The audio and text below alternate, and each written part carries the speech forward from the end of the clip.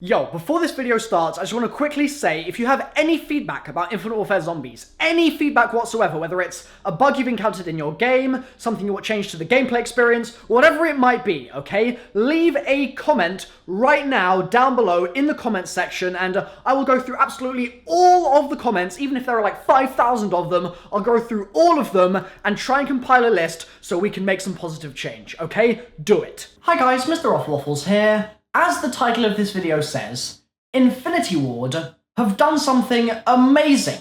Seriously, this isn't hyperbole, I'm not exaggerating, this isn't clickbait, it's legit. They have actually changed the game. And I mean that in multiple ways. Let me explain. So, for several years, Treyarch have operated in a certain way.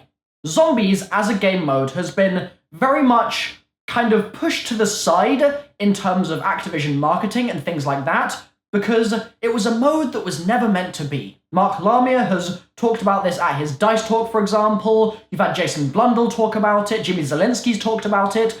Zombies was the bastard child of Call of Duty, okay? And it then became a tentpole mode, and with Black Ops 3, it really evolved into something that was a keystone of the game. It was so vital to that game's success, and it was huge. And still, Treyarch kept the kind of weird, at-a-distance approach that they had always adopted with Zombies throughout this year. Patch notes came from, largely, David Vonderhaar, the multiplayer lead. So even just there was a bit of a disconnect between changes happening in-game and us receiving knowledge of those changes. Similarly, there was a lot of stuff that was just kind of left up to speculation. There was very rarely any real diving in to the changes being made, and there was not really very much of an interface between the development side of things and the community.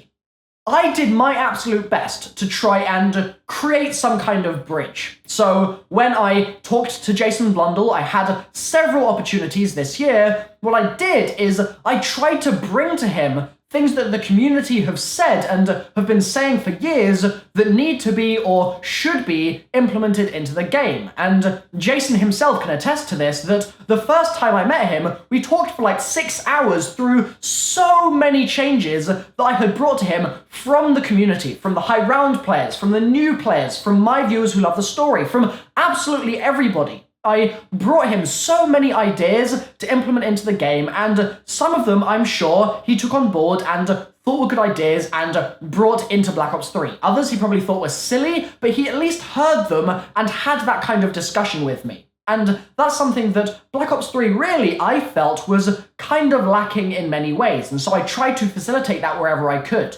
But this is where Infinity Ward have changed the game. This is where Infinity Ward have revolutionized the way that we are going to be interfacing with that company, with Call of Duty, with the makers of Zombies, and really given us hope, I suppose, for a brighter future for us all. Okay, now this sounds like I'm really getting sort of wishy-washy with everything that I'm saying.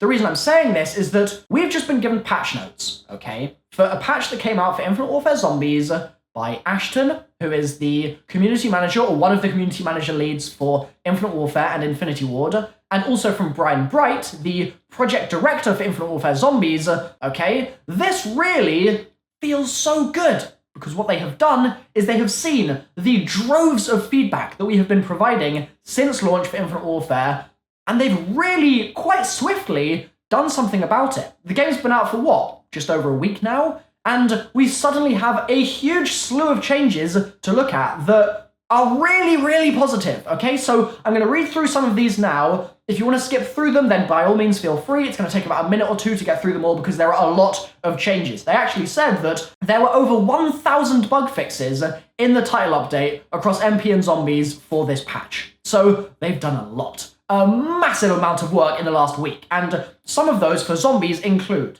Bang Bangs has its recoil reduced. Trailblazers now does more damage. there have been health tweaks to the Brute, which is fantastic because the Brute, past round 60, was taking over an hour to kill no matter what gun you had, which is just a bit ridiculous, and so they've tweaked the Brute. Gotta get in game and find out how they've actually done that, but there have been tweaks. Arcane attachments now do more damage. There have been fixes to the alien boss fight. There have been miscellaneous exploit and bug fixes. You can now do the Exquisite quest, so that's the one where you get all of the arcane core attachments and then get the pink Exquisite item. You can now get that before the end of the UFO Easter egg. Spawns are now paused briefly if you're in solo and you come back from the Afterlife arcade so that you can easily get to the Lost and Found and get your stuff back.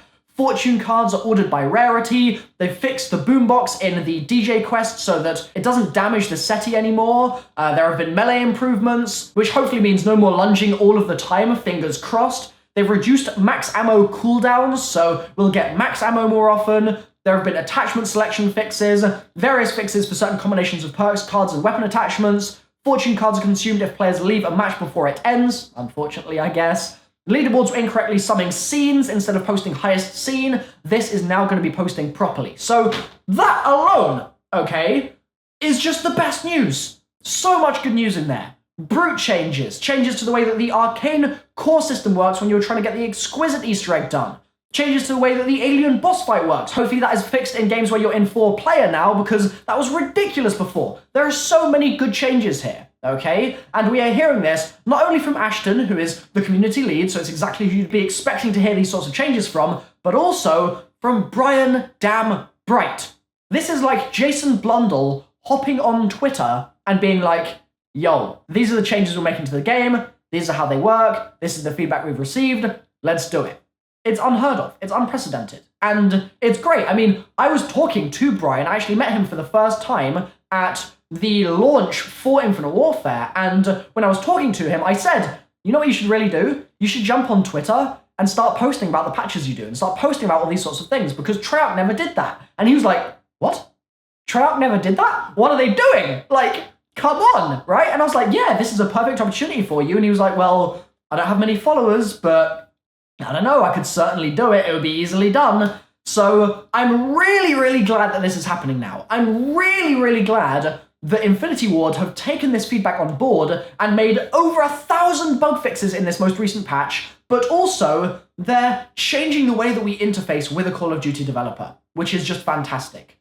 And the reason I say that they're changing the game, not only because they're changing the actual game itself, Infinite Warfare, but also, the reason I say that they're changing the game in reference to the interface, the discussion, the way that we talk, is because Treyarch now might have to switch things up. Treyarch might decide that it's finally time to stop with all the sort of smoke and mirrors around various decisions that they make, and keep some of it by all means. That's what we know and love, to be honest. Like, we love a little bit of cryptic stuff from Treyarch. We love it. In fact, I'm working on some really cryptic stuff that Treyarch have done right now that no one has talked about so far with regard to the Treyarch Zombies storyline that is extremely hype, but that will have to wait for a few more days.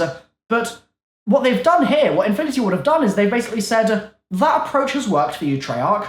We're going to go a different route. We're going to inform the player about the decisions we're making. We're going to see that feedback and act on it, boom, straight away. And hopefully, this will mean that in the future, Treyarch will take those tenets on board. They will take those ideas and go, okay, how can we keep the Treyarch twist on things? How can we keep things sort of the classic Treyarch cryptic style, while also basically improving the quality of life of the player, improving the quality of life of the community, doing all of these things to improve things for all of us, securing a better tomorrow for the children, if you will.